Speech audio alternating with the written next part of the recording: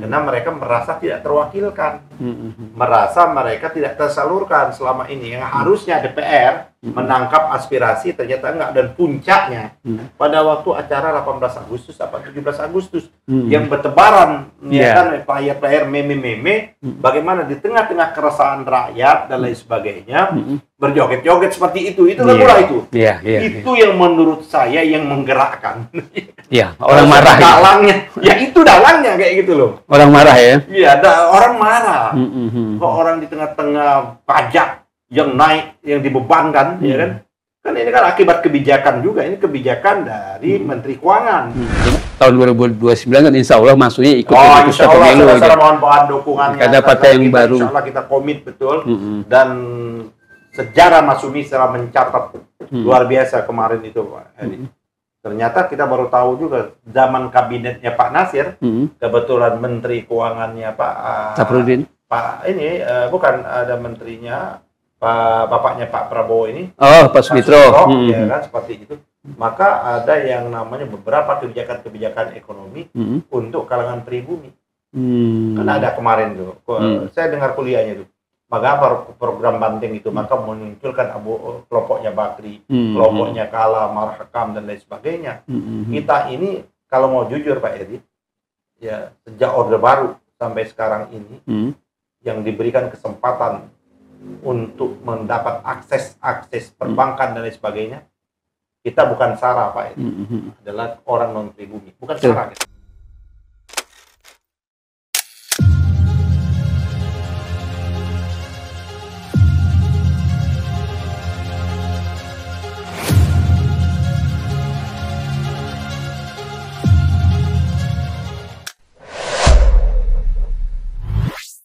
Bismillahirrahmanirrahim. Assalamualaikum warahmatullahi wabarakatuh. Pemirsa Masyumi TV, Ahmad Yani Channel dan Matra 64. Kita jumpa lagi sore hari ini untuk bincang-bincang serius ini. Ini seperti diketahui Jakarta kemarin ramai dengan demo ya, yang katanya berbagai elemen ya, komponen dari mahasiswa, buruh dan masyarakat keluar, kemudian ramai di jalan-jalan sampai ke gedung DPR, dimasuki juga ya kalau kita lihat di beberapa berita medsos, masuk ke ruang-ruang sidang di DPR. Nah, seperti kita ketahui, tuntutan daripada demo kemarin itu adalah bubarkan DPR. Dan itu ujungnya, gitu. Tentunya dengan tuntutan yang sebelumnya itu hapus tunjangan, ya, kemudian juga stop pemborosan anggaran. Ini menarik karena DPR itu adalah memang yang ikut ya menyetujui anggaran ya yang kita sebut dengan APBN. Jadi memang DPR punya tanggung jawab moral dengan tuntutan masyarakat ini. Kita nanti akan bahas soal demo ini dan juga dikaitkan dengan ada informasi bahwa sesungguhnya kemarin itu bukan demo mahasiswa yang legal, tapi artinya ada beberapa pernyataan dari mahasiswa, kemudian buruh ya, tokoh-tokoh buruh seperti Jumhur Hidayat, kemudian Muhammad Iqbal dan semuanya itu menyatakan bahwa kemarin tidak ada demo buruh dan dari kalangan mahasiswa tidak ada demo mahasiswa. Nah, untuk bahas ini kita nggak akan lihat apapun itu, kita akan bahas ini dengan Ketua Umum Partai Masyumi Bapak Dr. Ahmad Yani SAMH. Kita akan mendengarkan bagaimana ulasan kira-kira tentang demo kemarin. Silakan Pak Ketum. Bismillahirrahmanirrahim. Assalamualaikum warahmatullahi wabarakatuh. Kawan-kawan dan sahabat-sahabat semua. Pak Heri, yang pertama adalah hak yang dijamin oleh konstitusi, hak yang dijamin oleh undang-undang, baik secara individu-individu, kelompok-kelompok atau dalam jumlah yang besar yang ingin menyampaikan aspirasi, yang ingin menyampaikan unek-unek, yang ingin menyampaikan protes dan lain sebagainya, itu dijamin. Dijamin, itu konstitusi kita memberikan perlindungan.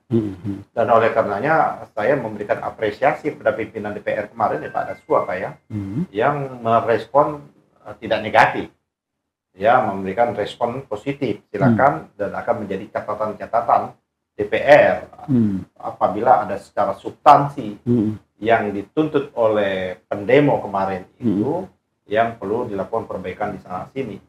Saya kira hal yang wajar ya, Karena itulah namanya DPR. DPR adalah rumahnya rakyat. Rumahnya rakyat itu baik rakyat yang lagi marah, lagi rakyat mau ngamuk, betul, rakyat betul. memuji, Haknya rakyat. rakyat. Betul.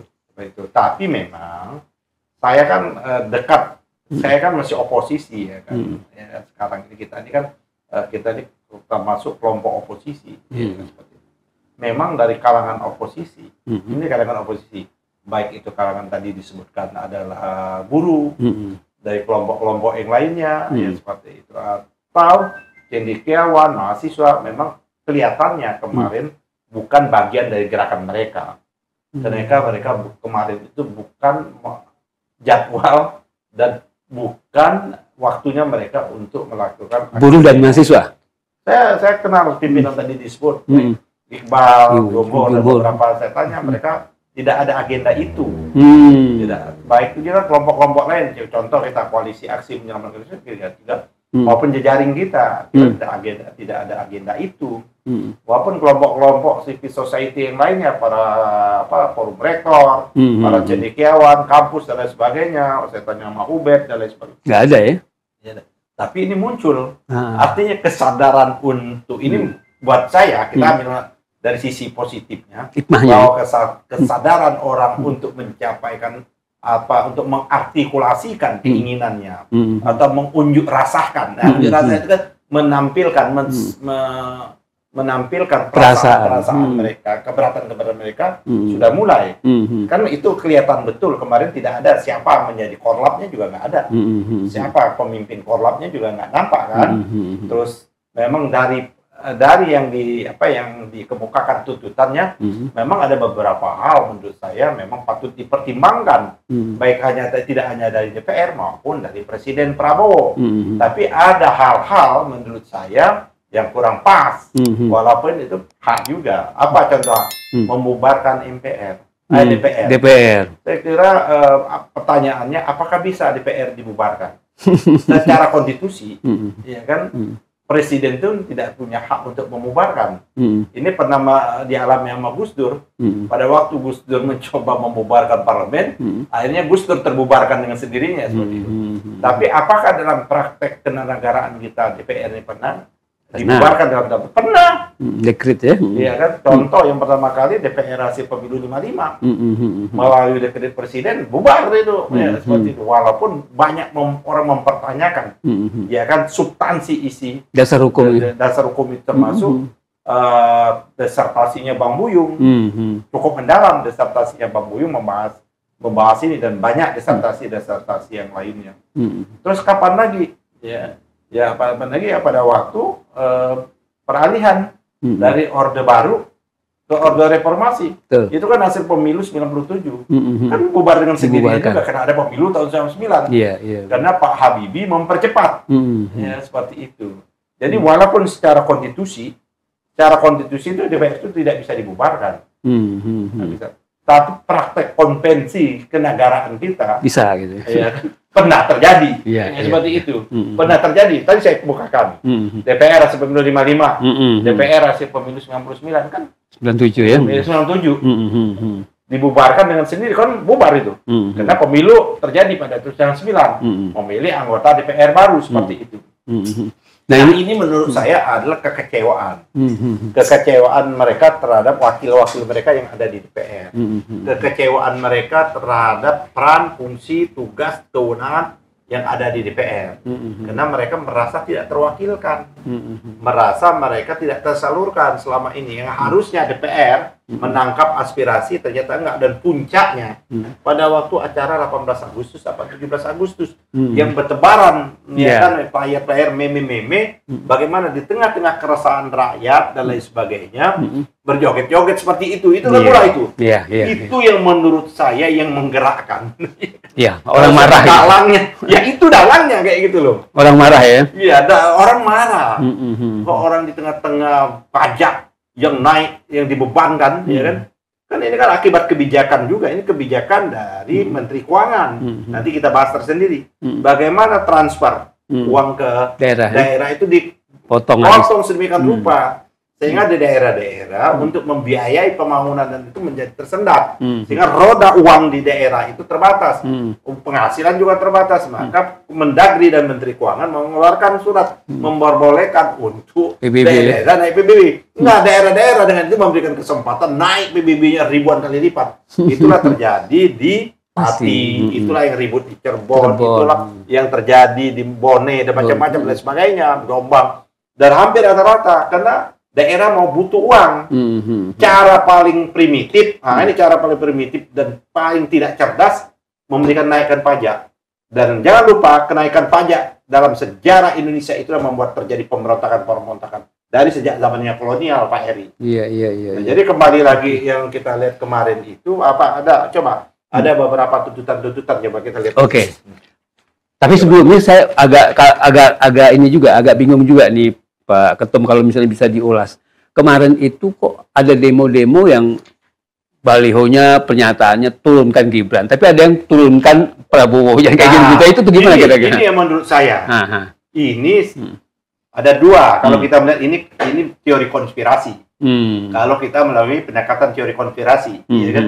Kalau pendekatan konspirasi tidak ada terjadi sesuatu itu tanpa ada yang mengkonspirasikan, mengorkestrasikan, mengkapitalisasi peristiwa-peristiwa itu. Makanya dari gejala, dari tanda-tanda yang ada itu orang mencoba menghipotesa dan orang menilai peristiwa itu, Pak Eri. Coba kita lihat tadi, itu kok ujung-ujungnya kok Prabowo, ya kan? Ini ada apa? Katanya, siapa yang ingin, siapa yang berkepentingan Pak Prabowo lengser? Pertanyaan seperti itu. Ini kan nanti kita bahas tersendiri lah ya. Menurut saya ini secara umum, orang yang inginkan ini adalah orang yang bisa mengambil kesempatan.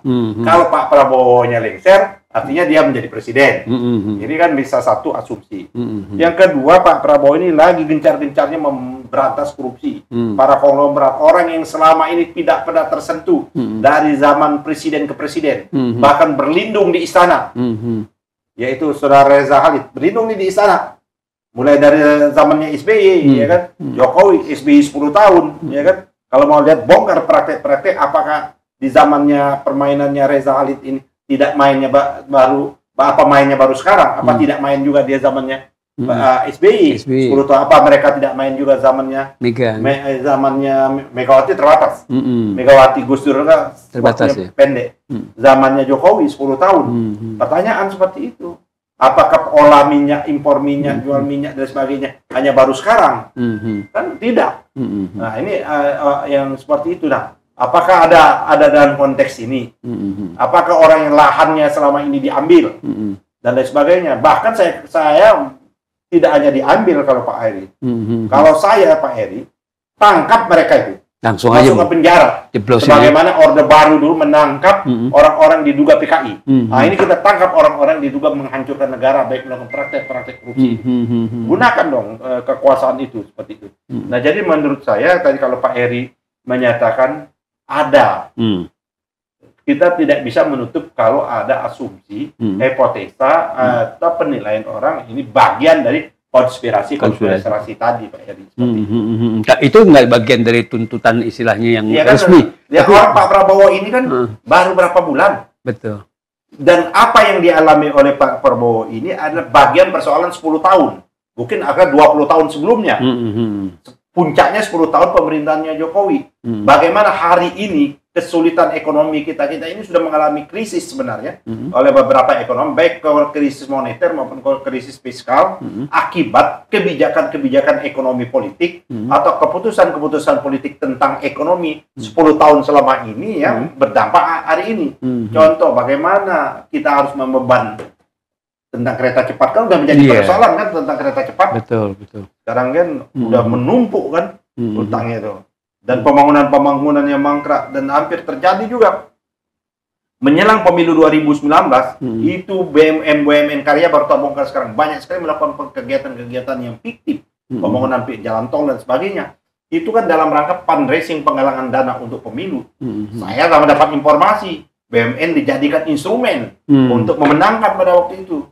Harusnya diusut tuntas itu oleh KPK dan sebagainya. Betul. Kalau misalnya kita lihat, kadang ada kabar katanya yang resmi mahasiswa turun itu bukan tanggal 25, tapi kalau nggak tanggal 27 atau 28. Kalau misalnya itu bisa terjadi kan bisa jadi seperti bola salju gitu, nanti tiap-tiap hari ada demo. Bisa kemungkinan menjadi bola salju, ya kan, yang menjadi menggerakkan. Bisa juga menjadi aborsi. Aborsi ya? Iya. Jadi yang seharusnya kegiatan udah matang, nah kayak ini diaborsi. Langsung yang kegiatan lainnya mati gitu. Pecah gitu ya? Iya gitu. Bisa dua itu. Tapi kalau saya menilai ini bisa aborsi.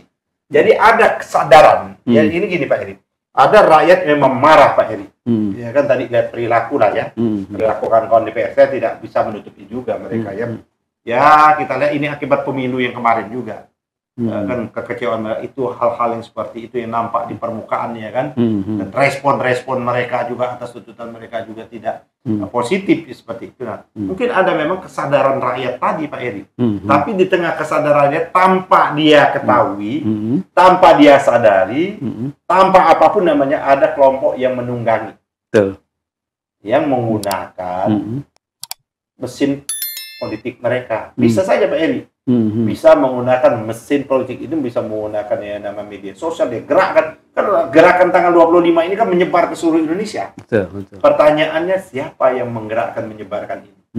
Nah itu kan pertanyaan, dan itu saya kira menjadi PR buat kita semua. Jadi kalau Pak Eri menyatakan apakah ini akan menjadi bola salju, snowballing, atau menjadi aborsi, nah kita lihat ke depan. Kalau ternyata gerakan yang tadi katanya sudah ditetapkan, sudah direncanakan, ternyata batal, artinya gerakan ini dalam rangka untuk menutup gerakan selanjutnya.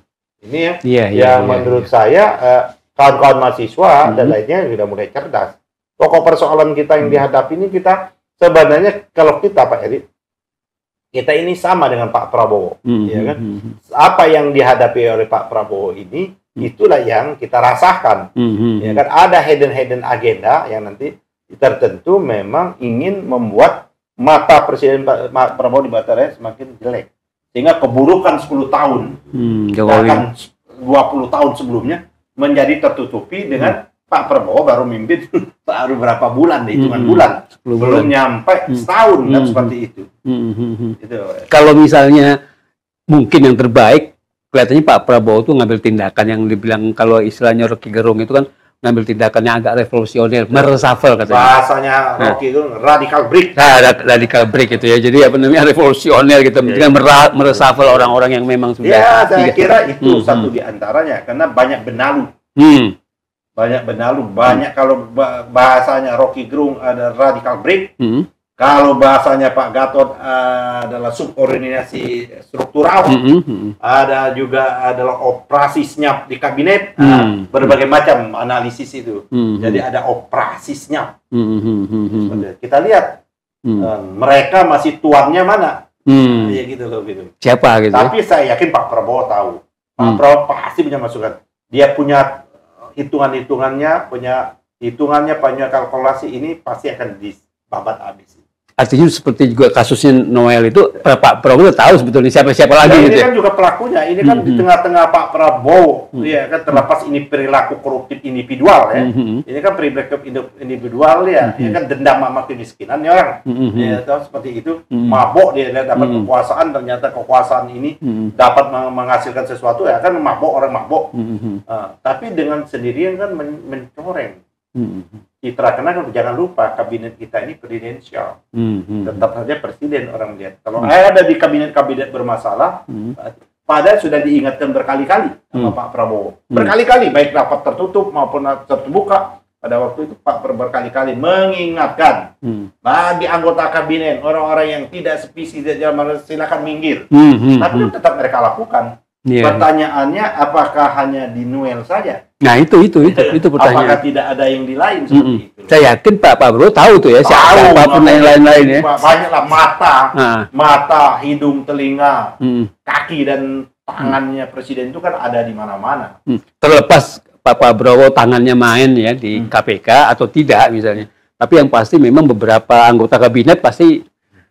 Kalau saya, tinggal nunggu waktu maksud saya. Kalau saya Pak Presiden tentu sebagai kepala pemerintahan, ya kan, kepala pemerintahan yang bertanggung jawab penyelenggaraan negara ini, sudah memberikan sinyal kepada aparat penegak hukum, baik itu kejaksaan, polisi, mau silakan Anda ambil tindakan. Jangankan dari menteri, kan dia sebut, menteri, mantan menteri, jenderal, mantan jenderal, bahkan termasuk orang partainya sikat habis. Artinya Pak Presiden sudah memberikan jalan kepada aparat penegak hukum, KPK, kejaksaan, polisi untuk mengambil tindakan-tindakan. Sekaligus dia ingin membersihkan kabinetnya. Ini dia mungkin kayak Deng pada waktu itu kan. Dia ciptakan 100 peti mati, 99 untuk orang, 1 untuk dia. Mungkin seperti itu. Pak Prabowo tidak apa lagi yang dicari. Pak Prabowo kan hanya tinggal memberikan legacy buat dia kan. Bukan kayak Jokowi membuat legacy-legasian kan seperti itu. Dia sudah selesai. Pak Prabowo ini kan dengan dirinya udah selesai. Dirinya udah selesai. Dia anaknya juga udah selesai. Ya kalau Pak Jokowi kan anaknya belum selesai kan. Masih mau punya macam-macam kan kayak gitu. Kembali ke soal demo tadi, akhirnya apa yang dituntut oleh sebagian pendemo supaya turunkan Kita baca ya kan tuntutan mereka nih, contoh ya. Pagi kan beberapa kelompok unjuk rasa ya. Yaitu seperti dianggap merugikan rakyat, undang-undang TNI. Apa ya undang-undang TNI yang melakukan perubahan ini merugikan rakyat? Itu pertanyaan. Apakah rakyat betul, di mana pasal-pasal yang disebut merugikan rakyat itu? Bukankah ini adalah domainnya para kelas menengah ke atas yang mengetahui itu? Satu loh tuh. Ya, justru sekarang ini rakyat rindu TNI. Ya kan? Rakyat TNI lagi ditunggu-tunggu. Maka rakyat ini di mana-mana tidak ada protes kan tentang pembentukan Kodam. Yang ada protes. Kodam kan ditambah, dibentuk. Akan dibentuk ini kan nggak ada protes rakyat. Artinya yang dikatakan protes bahwa rakyat merugikan rakyat, ini kan masih asumsi yang membuat tema ini. Seolah-olah ada kepentingan rakyat. Saya enggak. Saya tanya sama orang tetangga saya, rakyat tukang sayur, tukang parkir, tukang bersih, kamu ada nggak ngerti Pak apa tuh undang-undang TNI? Mereka nggak ngerti. Betul. Ini kan konsumsi kaum menengah ke atas. Betul. Ya, jadi mungkin betul kajian-kajian mereka, tapi jangan mengklaim bahwa ini ada dengan sendirinya adalah kemauan rakyat dan menyalurkan aspirasi rakyat. Menurut saya itu tidak fair dan tidak objektif juga seperti itu Pak Edi. Terus pengesahan RUU Polri, mungkin di sini gimana? Maksudnya gimana? Undang-undang Polri. Undang-undang Polri kan belum proses sekarang. Yang ada itu kan KUHP seperti itu. Dari mana? Undang-undang penyiaran yang mana? Mungkin apa yang dimaksud undang-undang penyiaran? Yang itu kan yang harus betul-betul didefinisikan. Kalau memang undang-undang penyiaran ini memberikan kebebasan bagi kita ini supaya tidak mudah dikriminalkan, mungkin boleh kita setuju itu. Betul. KUHP sekarang dalam proses. Agraria, mana yang agraria? Selama ini kan land reform itu kan tidak berjalan zamannya Jokowi. Yang ada itu bukan land reform tapi mensertifikatkan ijazah. Sertifikasi tanah seperti itu. Dengan program Prona kalau zamannya Orde Baru itu Pak Heri. Terus apalagi dari Tuan Dayat menggantung tanpa kejelasan undang-undang perampasan aset. Nah itu betul. Ini kan menjadi perdebatan undang-undang perampasan asetnya sekarang apa yang apakah tidak ada hal yang lain seperti itu. Terus undang-undang PPRT saya nggak tahu apa undang-undang apa pekerja pembantu rumah tangga. Dan itu perlindungan pendidikan gratis kan pendidikan sudah jalan kan biaya ini yang dipersoalkan oleh DPR. Kenapa alokasi anggaran tentang pendidikan ini tidak pernah mencapai 50%? Dihambat terus oleh Sri Mulyani. Harusnya demonya ke Sri Mulyani seperti itu loh. Bukan saya bela DPR ya. Terus ilmiah serta demokratis dan lain sebagainya. Jadi itu Pak Edi. Menurut saya amandemen merestrukturisasi agar lembaga legislatif benar-benar kembali menjadi ini kan. Ya, menurut saya kalau mau hukum DPR itu gampang. Ya. Hukum DPR gampang. Gampang banget. Gimana? Jangan tergoda tapi. Udah 2019, 2024, 2029 nggak usah lagi dipilih. Partainya nggak usah dicatat partai ini pengkhianat, partai ini menghibur kita semua. Catat seluruh. Sosialisasi. Jangan lagi menerima yang namanya money politik. Haramkan money politik. Campaign besar-besaran. Partai ini adalah tidak demokrasi, tidak anti anti pemberantasan korupsi, ini mengisang-isang, buat catat daftar list. Nah itu baru konkret. Baru konkret itu yang namanya artinya hukum ya, ya betul, kan? betul. Langsung jelas gitu kan. Artinya walaupun mau demo menuntut ke DPR, ya gampang. Kalau misalnya mereka nggak mewujudkan apa yang kita tuntut, ya udah nggak usah dipilih lagi kan gitu kan. Tahun depan nih pemilu 2009 partainya nggak usah dipilih, calegnya nggak usah dipilih. Ya, bila perlu kalau mau, tidak usah dipilih semua, kosong. Kosongin semuanya ya. Kecuali milih sama Sumi gitu ya. Gitu. Ya, kalau kita komitmen kayak gitu. Maksudnya enggak termasuk juga udah siapa kosong. Jadi nggak ada perwakilan. Kalau mau bahasanya Rocky radikal break. Betul. Enggak, tahun 2029 kan insya Allah masuknya ikut insya Allah pemilu. Saudara mohon dukungannya. Ada partai yang baru. Insya Allah kita komit betul. Dan sejarah Mas Sumi setelah mencatat luar biasa kemarin itu Pak.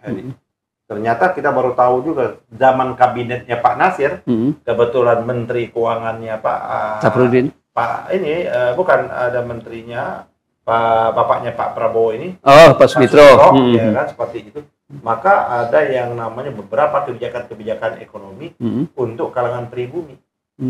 Karena ada kemarin tuh, saya dengar kuliahnya tuh. Maka program Banteng itu maka memunculkan kelompoknya Bakri, kelompoknya Kala, Marhakam dan lain sebagainya. Kita ini kalau mau jujur Pak Edi, ya sejak Orde Baru sampai sekarang ini yang diberikan kesempatan untuk mendapat akses perbankan dan lain sebagainya, kita bukan SARA Pak Edi, adalah orang non pribumi, bukan SARA. Betul. Tapi ini realitas. Coba sebut 10 orang terkaya di Indonesia.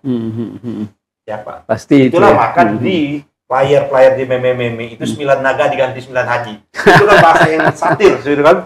Bahasa yang selama ini didominasi oleh mereka. Pertanyaan apakah mereka betul bekerja, berkarya, berusaha semaksimal? Tidak. Mereka punya relasi hubungan dengan kekuasaan. Anthony Salib Group itu besar itu kena dapat relasi kekuasaan dengan Pak Harto, dapat monopoli, lain sebagainya. Semua mereka mendapat hak-hak yang privilege seperti itu. Yang itu zamannya Orde Lama, zamannya Pak Nasir, ia akan menjadi Perdana Menteri beberapa waktu setelah mosi integral Pak Nasir kepada menterinya. Dalam beberapa bulan itulah mereka kebijakan-kebijakannya untuk kepentingan rakyat kecil dan pengusaha-pengusaha pribumi. Oke, insya Allah mudah-mudahan nanti Partai Mas Sumi juga bangkit dan berkiprah lagi. Kita betul akan menumbuhkan pengusaha-pengusaha pribumi, pengusaha-pengusaha yang selama ini dipinggirkan, ya kan, yang rakyat yang selalu dipinggirkan, kita akan jadikan tuan mereka di negeri mereka sendiri. Oke, terima kasih Pak Ketum, kita akhiri. Terima kasih pemirsa Mas Sumi TV, Matra 64 dan Ahmad Yani Channel. Kita berharap terus menonton, menyaksikan diskusi atau acara kita ini, ulasan-ulasan dari Ketua Umum dan teman-teman yang lain. Terima kasih. Billahi taufiq wal hidayah. Wassalamualaikum warahmatullahi wabarakatuh.